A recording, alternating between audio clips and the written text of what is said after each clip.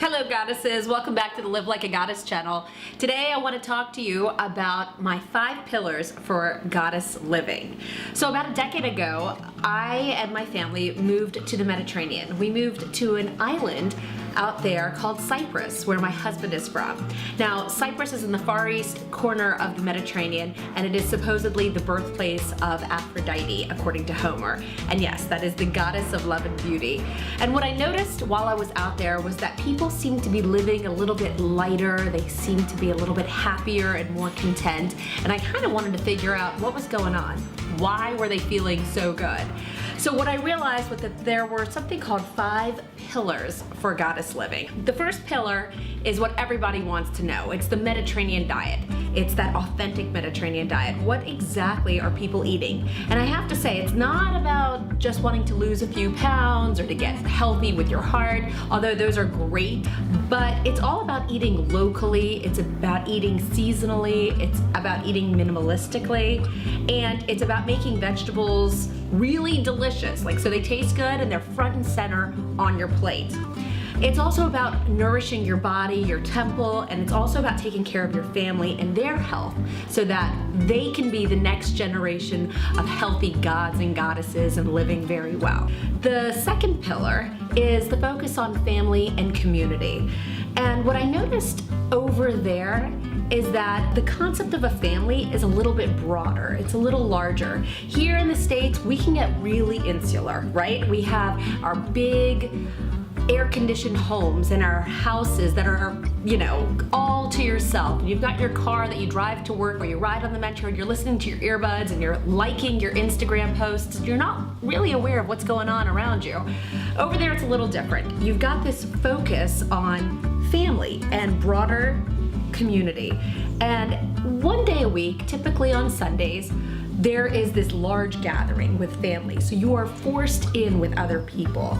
And if you don't have family close by, you are invited in. I can't tell you how many times we had friends join us on our weekly barbecues with our family members.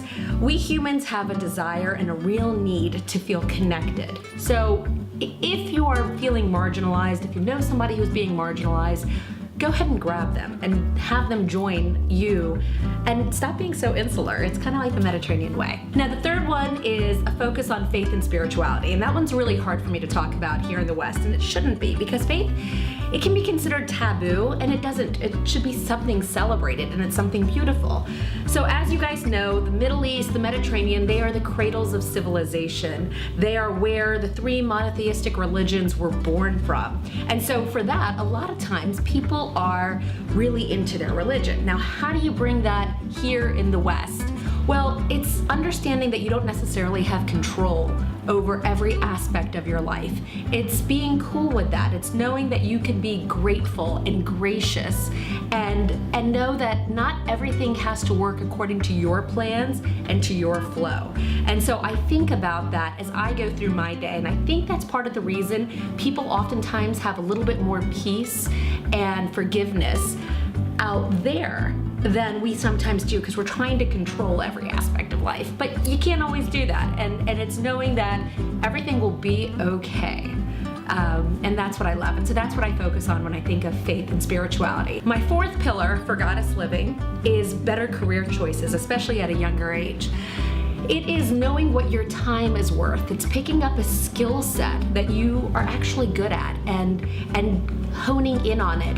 It's knowing what your competitive advantage is in this workplace, knowing how much your time is worth in dollar terms, so that you are not slaving away for 50, 60, 70 hours a week with a crummy boss.